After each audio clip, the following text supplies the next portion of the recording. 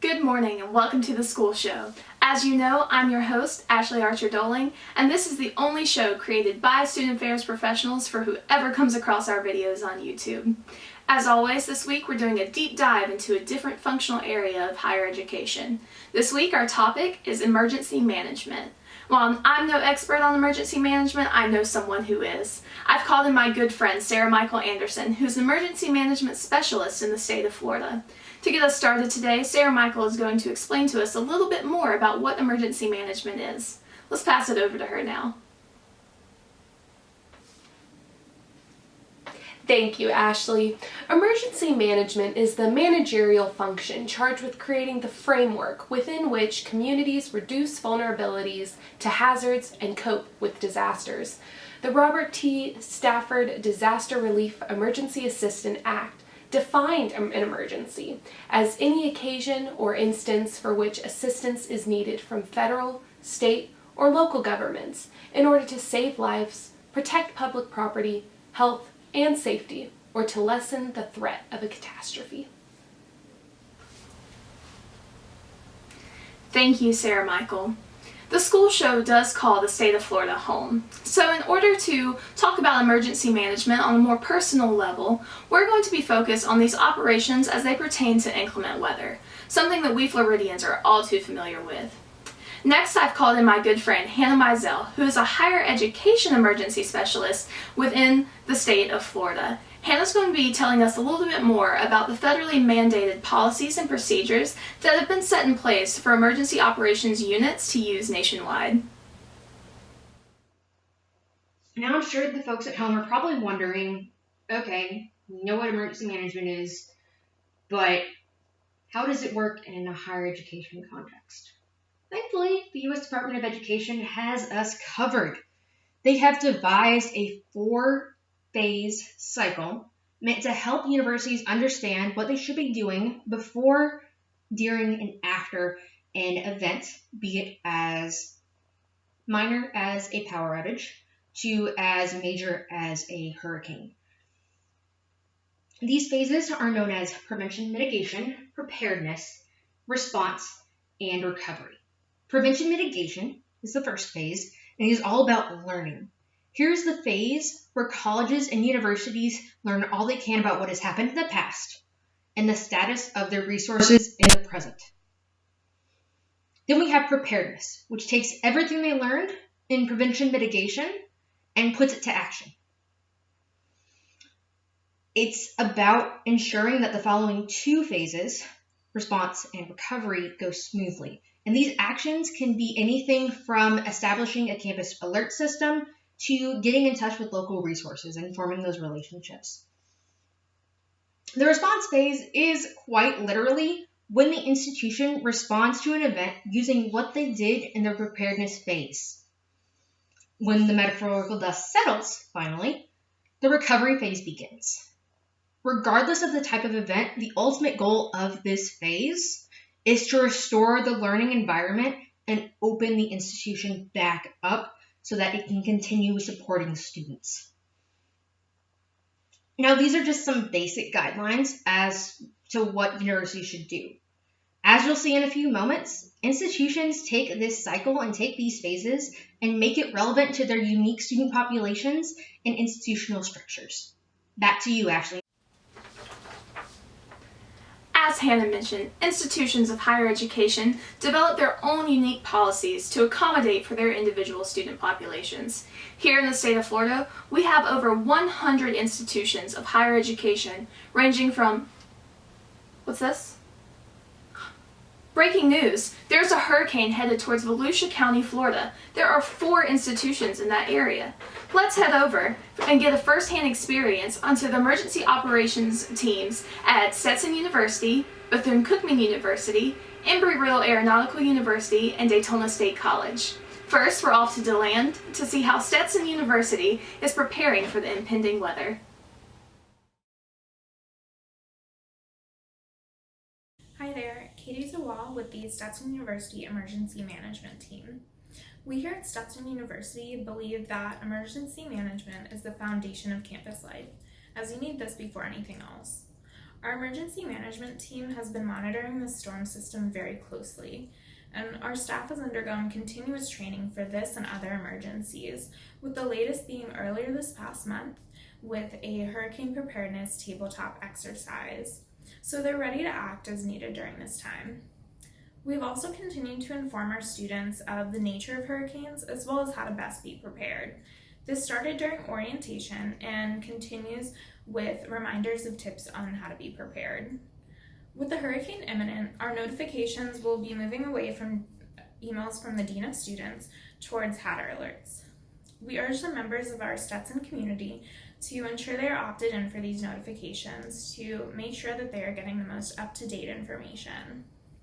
Stetson has also been speaking to Daytona campuses such as Bethune-Cookman University, Daytona State College, and Embry-Riddle Aeronautical University, as well as the Volusia County, and will follow their directives for university closures and openings. As we know, hurricanes can be unpredictable in their paths, so we urge our students to have both a local and an out-of-county evacuation plan. As we have a large international population, we realize that this may not be feasible for all students, and so we're working with local partners and alumni to house those students that still need a shelter. We also have a great relationship with a local pet-friendly shelter, as a lot of our students are pet owners, and so those that cannot find shelter are able to go to that pet-friendly shelter. After the storm passes, we will send out notifications through HADR alerts and email regarding the university reopening. This will occur after all power has been restored and our team has assessed the buildings to be safe. We urge the Stetson community to monitor the Stetson website, safety app, and HADR alerts for information during and after the storm, and to visit the hurricane preparedness guide on the Stetson website to ensure you are best prepared. We hope you all stay safe, and we'll be back to class soon. Thank you. Thank you, Katie. I'm here at Bethune-Cookman University to see how their emergency operations teams are preparing campus for the incoming weather. Here at BCU, there's a 30% chance that it's already raining. The emergency management team here at BCU is constantly asking students to prepare in the event of inclement weather. Students identify buddies with home bases outside of the storm's area to travel with in the case of extreme weather. They also work with students who are experiencing homelessness or are unable to travel and situate them in a local shelter, as none of the buildings on BCU's campus are registered as shelters. Students are also updated via a safety app that they download on their phone. They are encouraged to have this app on their phone at all times. Now, BCU has actually already closed campus for this storm. Staff recognizes that many of their students are not privileged with the same resources as some of the students at neighboring schools. They do their best to have their students headed towards safer locations as soon as possible.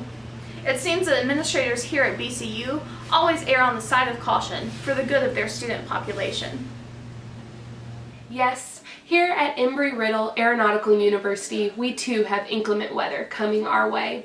Ray Cruz, our Emergency Management Coordinator, and Marty Pender, the Assistant Director of Patrol Services for the Emergency Operations Team, are in the process of enacting our emergency management procedures. This Emergency Operations Team, or the EOT as we call them, is currently utilizing our on-campus advanced meteorology equipment to monitor any potential impacts. Our students have also just been notified via the RAVE system, a 140-character message sent by one of our campus officers. Students, be on the lookout in your text and emails for the latest RAVE updates. Also, don't be alarmed if you hear noises on campus. Apollo Hall's rooftop siren is currently running to notify students of our status, code red.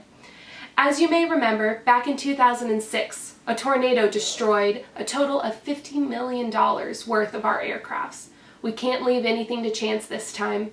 To our student pilots, per our EOT procedure, please report to the runway and begin preparing your aircrafts for your flights to our off-site location until the storm passes.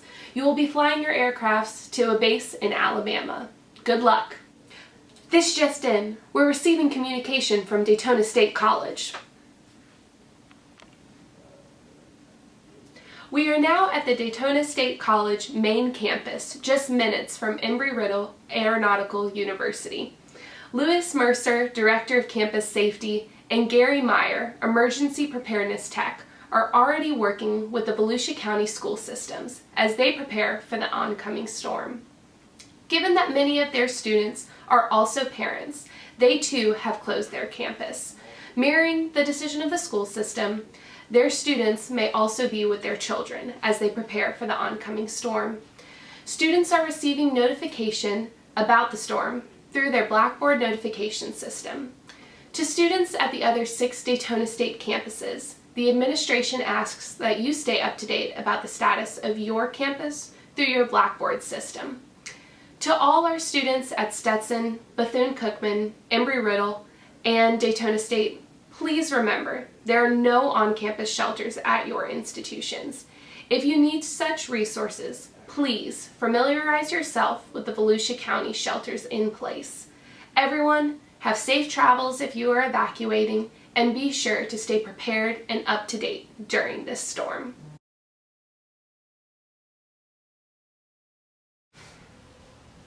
Wow, how fortunate that each of these institutions have their own coordinated and individualized emergency management operations that are unique to their own student populations. Now that the storm has passed and all is well at these institutions of higher education, let's head over to Sarah Michael so she can share her evaluations and recommendations for these EM operations.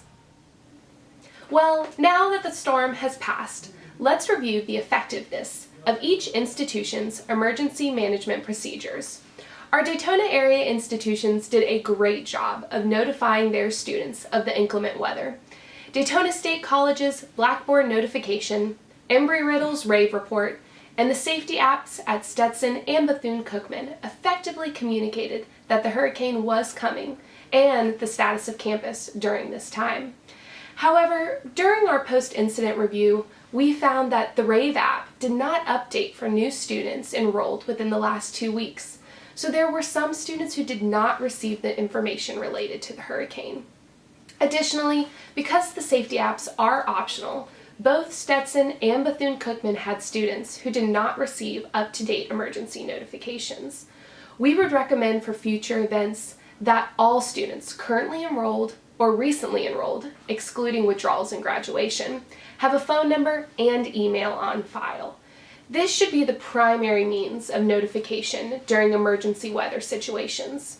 Additionally, institutions with safety apps should continually encourage their students to download the software on their phones, not just at new student orientation. Thank you, Sarah Michael. Now let's head over to our 4 institutions of focus and see how campus life is doing now that the storm has passed.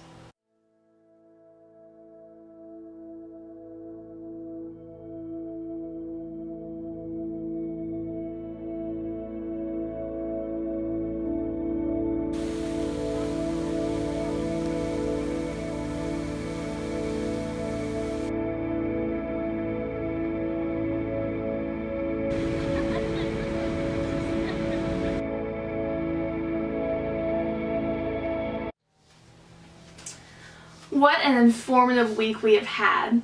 If you would like to see a specific functional area highlighted in a future show, be sure to leave a comment below. As always, this is your host of the school show, Ashley Archer Doling, saying good night and stay in school. Well, that's all, folks.